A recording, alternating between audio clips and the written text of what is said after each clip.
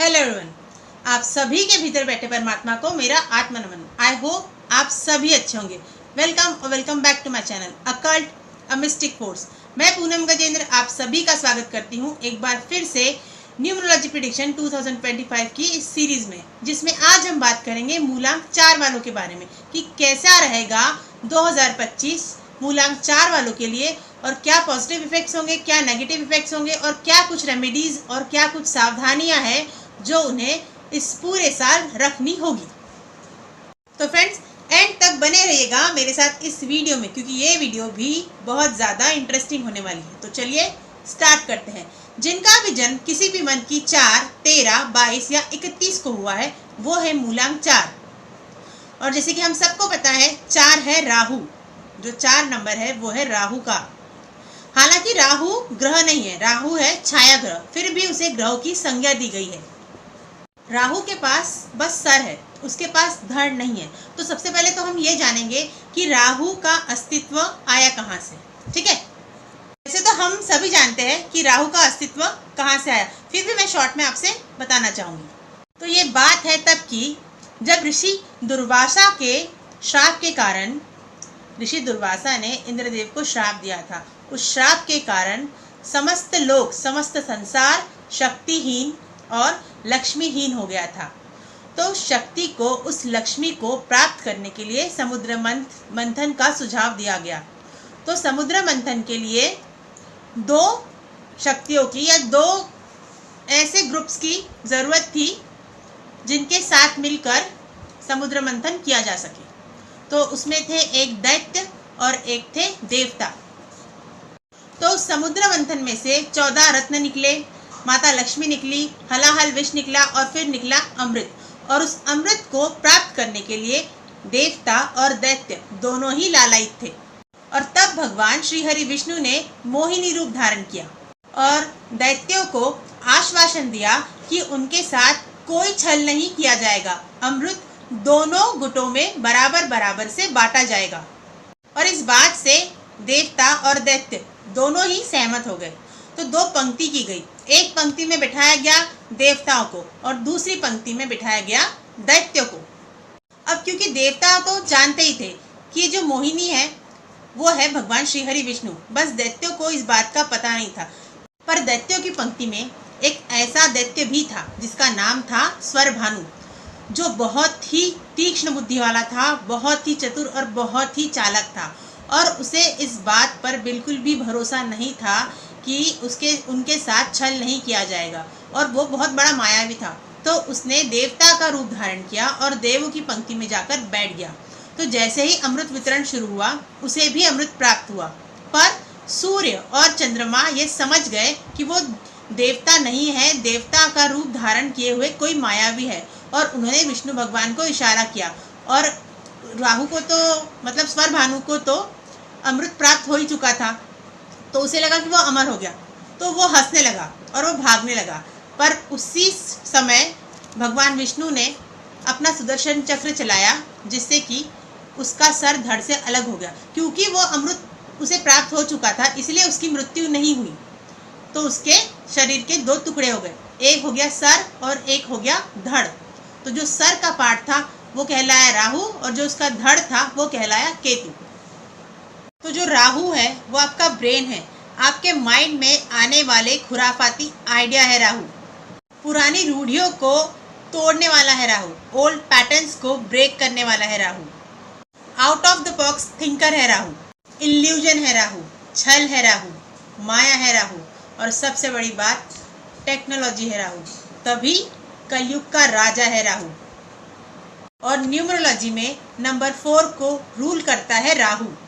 और राहु का नाम सुनते ही लोग डर जाते हैं, पर डरना नहीं है आपको। अगर आप प्रोक्रास्टिनेट नहीं करोगे, लेजी नहीं रहोगे, तो राहु आपको कुछ नहीं करेगा, आपको अच्छा फल ही देगा। तो मूलांक 4 वालों के लिए बड़ा ही सिंपल सा फॉर्मूला है, लर्न टू अर्न। सीखोगे तो मिलेगा। तो अगर इस 2025 में आप आलसी रह गए तो चैलेंजेस भी आएंगे। तो आपको इस साल बिल्कुल भी प्रोक्रेस्टिनेट नहीं करना है, लेजी नहीं रहना है। इस साल थोड़ा पेशेंस रखने की ज़रूरत है, थोड़ा संभलने की ज़रूरत है, क्योंकि 2026 आपके लिए ब्लॉकबस्टर ईयर साबित होगा। ये मत बोलिएगा कि मैं 2025 का बोलते बोलते 2026 तक क्यों पहुंच गई। वो मैंने आपको इसीलिए बताया ताकि आपको थोड़ा अच्छा फील हो, थोड़ा रिलीफ मिले। ओके, तो इस साल आपको झूठ नहीं बोलना है बिल्कुल भी। मान कर चलिए, अगर आप बीमार नहीं हो और आप ऑफिस में फ़ोन कर ये बोल रहे हो कि मैं बीमार हूँ, सीक लीव ले लेता हूँ, तो ऐसा मत कीजिएगा, क्योंकि आपका झूठ पकड़ा जाएगा। एक CP प्लस की ऐड आती है जिसमें कहते हैं कि ऊपर वाला सब देख रहा है, तो इस साल ऊपर वाला सब देखेगा।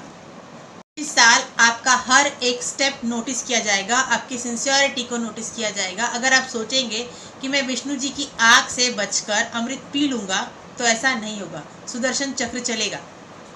Yes, it can be rewarding year. अगर आप अपनी कुछ आदतें बदलेंगे, कुछ आदतों में सुधार लाएंगे, कुछ नई आदतें अपनाएंगे, तो आपको सुबह उठकर 10 मिनट्स एटलीस्ट ब्रीदिंग एक्सरसाइज करनी है और आपको 10 मिनट स्क्वाट्स करने हैं। क्यों?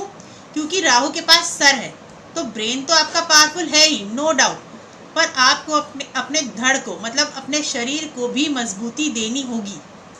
सारी छोटी छोटी रेमेडीज हम शेयर करते हैं ना, ये सुनने में जितनी सिंपल लगती है, पर ये बहुत पावरफुल होती है असल में।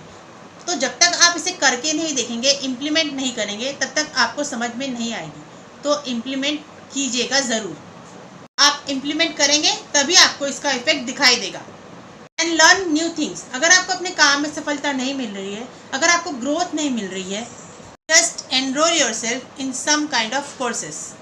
आपको ये देखना है कि मेरे अंदर क्या कमी है, क्या शॉर्टकमिंग्स है। जैसे ही आप सीखना शुरू कर दोगे, वैसे ही आपको second half of the year rewarding हो जाएगा। और कोशिश कीजिएगा तामसिक चीज़ों से दूर रहने की। अब तामसिक चीज़ें क्या हो गई? जैसे रात के समय फ्राइड खाना हो गया, मैदे से बनी चीज़ें हो गई, अल्कोहल हो गई, स्मोकिंग हो गई। तो कोशिश कीजिएगा कि इसे कम कर दे। अगर 4 नंबर वाले इस साल अपनी एडिक्शंस पर काबू पा लेंगे, then they will be the winners. देखिए, 4 नंबर अगर असुर है तो देव भी तो है, यानी पूजा तो होती ही है, नवग्रह में जगह तो है ही ना। सारे नंबर्स में सबसे ज़्यादा रिवॉर्डिंग नंबर 4 ही है। 4 आपको भरपूर पैसा देता है, तो पैसे के पर्सपेक्टिव से 4 नंबर से ज़्यादा बढ़िया नंबर और कोई नहीं है। 4 नंबर वाले अगर इस साल शॉर्ट टर्म गेन देख रहे हैं तो वो मत देखिएगा, लॉन्ग टर्म में इन्वेस्टमेंट करने की सोचिएगा, लॉन्ग टर्म में इन्वेस्ट कीजिएगा। टेक्नोलॉजी सेक्टर में देखिएगा, आपको बहुत पैसा मिलेगा वहाँ से। कई बार हम इन्वेस्ट करने से पहले सोचते हैं कि मेरे इन्वेस्ट करने से थोड़ी ना शेयर मार्केट चलेगा।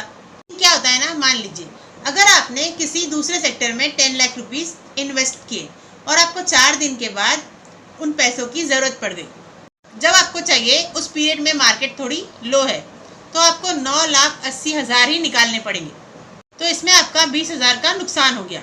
यहाँ पर आपके इन्वेस्ट करने से टेक्नोलॉजी नहीं चली, पर अगर आपने अपने कंपैटिबल सेक्टर में इन्वेस्ट किया होता तो ना तो वो ज़रूरत आती और ना ही आपको नुकसान होता।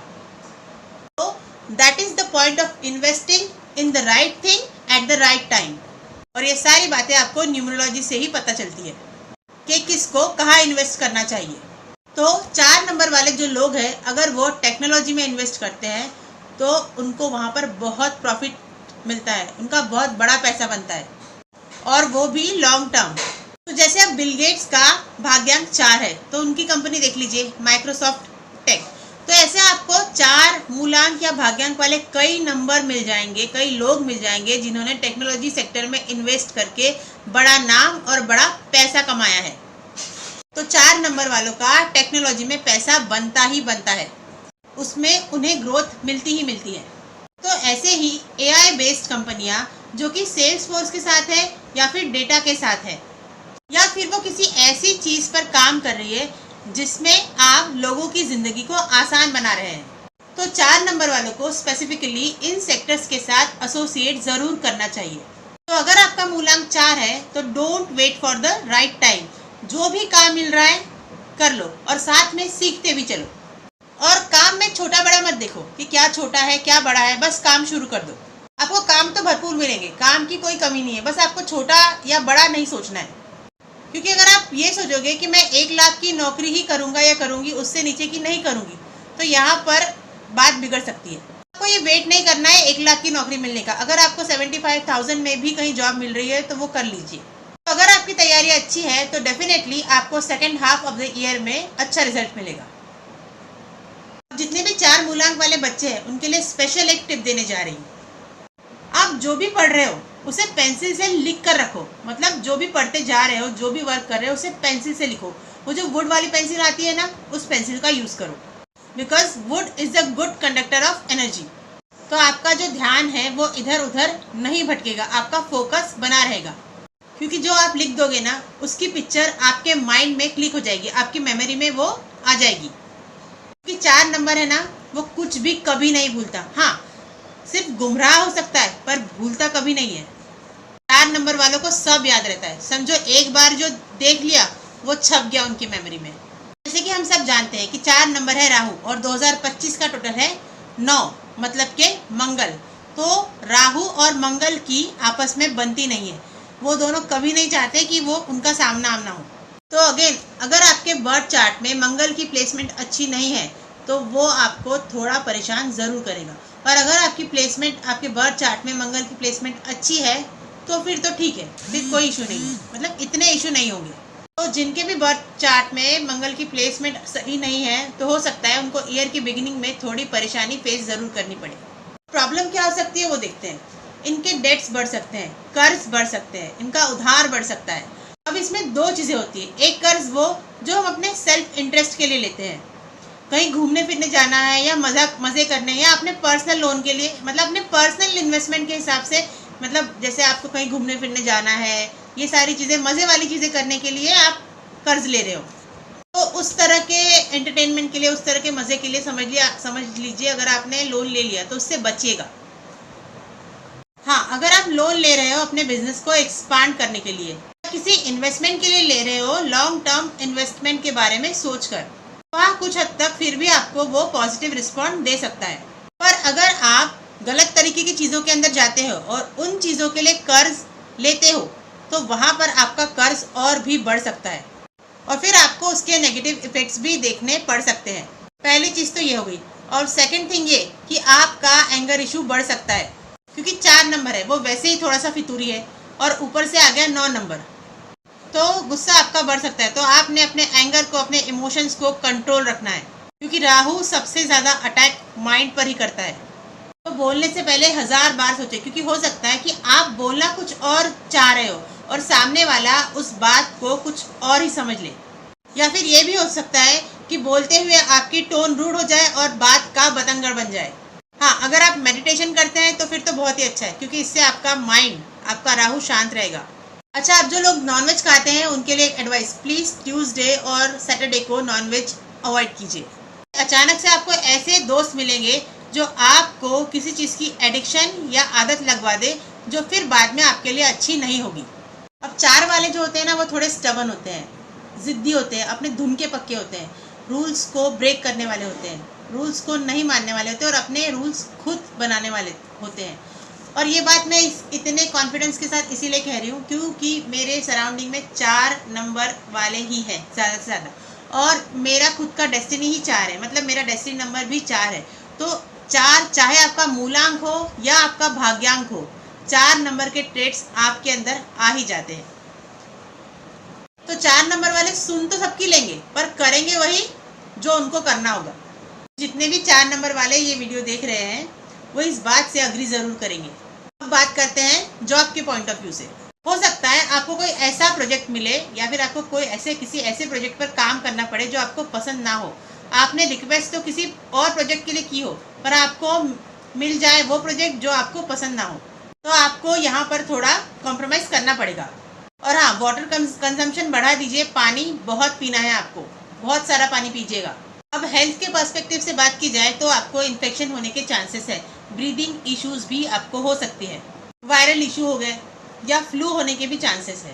तो इससे बचने के लिए अपनी डाइट में ग्रीन वेजिस ज़्यादा लें और टी कॉफ़ी को अवॉइड कीजिए, क्योंकि उससे आपको थोड़ी दिक्कत हो सकती है। अपने डाइट में फ्रूट्स ऐड कीजिए और लेट नाइट खाना अवॉइड कीजिए, क्योंकि डाइजेस्टिव रिलेटेड इश्यूज बढ़ सकते हैं।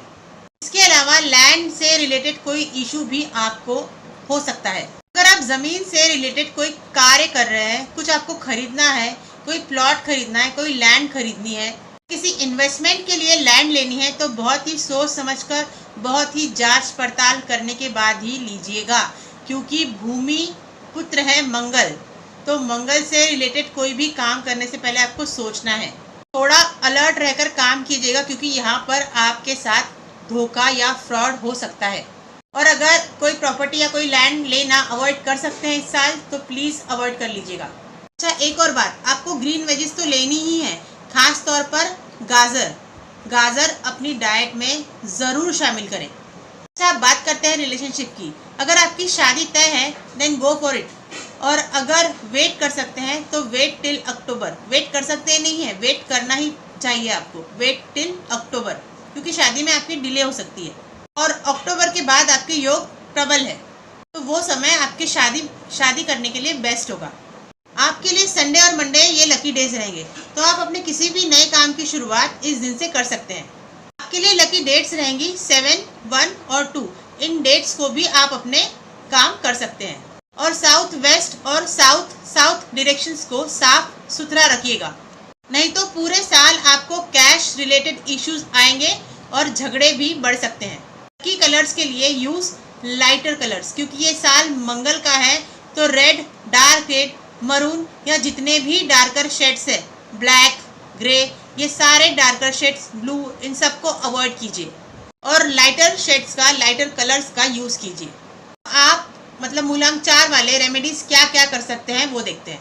आपके लिए सबसे बेस्ट एक्टिविटी है इस साल workout, physical activity. Physically active रहिए, मंगल उससे शांत रहेगा और आपको पॉजिटिव रिस्पांस देगा। जिमिंग कर सकते हैं, वॉकिंग कर सकते हैं, योगा कर सकते हैं, जॉगिंग कर सकते हैं, कोई भी फिजिकल एक्टिविटी कीजिए, बस कीजिएगा ज़रूर। आप इस साल वर्कआउट को अपनी फेवरेट हॉबी बना लीजिए, क्योंकि मंगल क्या है, मंगल है एनर्जी। तो आप जितना फिजिकली एक्टिव रहेंगे, अपने आप को जितना फिट रखेंगे, जितना वर्कआउट करेंगे, आपकी एनर्जीज मतलब आपका मंगल बैलेंस रहेगा। और इसके अलावा अगर आप चेयर पर बैठकर खाना खाते हैं, तो एक टाइम, किसी भी एक टाइम नीचे ज़मीन पर बैठकर खाना खाना शुरू कर दीजिए और हनुमान जी की सेवा शुरू कर दीजिए। हर मंगलवार मंदिर जाइए, हनुमान चालीसा का पाठ कीजिए, हनुमान चालीसा सुनिए। हनुमान चालीसा तो आपको रोज़ ही करनी है, ये आप समझ लीजिए। अब जो राहु के लिए मैं आपको उपाय देने जा रही हूँ, अगर आपने वो कर लिया, आपने अगर उस उपाय को अपनी डेली लाइफ में शामिल कर लिया, डेली रूटीन बना लिया, तो इसकी गारंटी है कि आपको आपका राहु नेगेटिव इफेक्ट देना कम कर देगा धीरे धीरे। तो आपने देखा होगा कि कई बड़े सारे ऐसे दैत्य हुए जिन्हें कंट्रोल सिर्फ माँ आदिशक्ति ने किया है, राइट। तो राहु के लिए भी यही चीज़ है, जिनका भी राहु नीच का होता है, जिनको भी राहु से पीड़ित होते हैं, उन सबको माँ आदिशक्ति जगत जननी दुर्गा मैया की आराधना करनी चाहिए।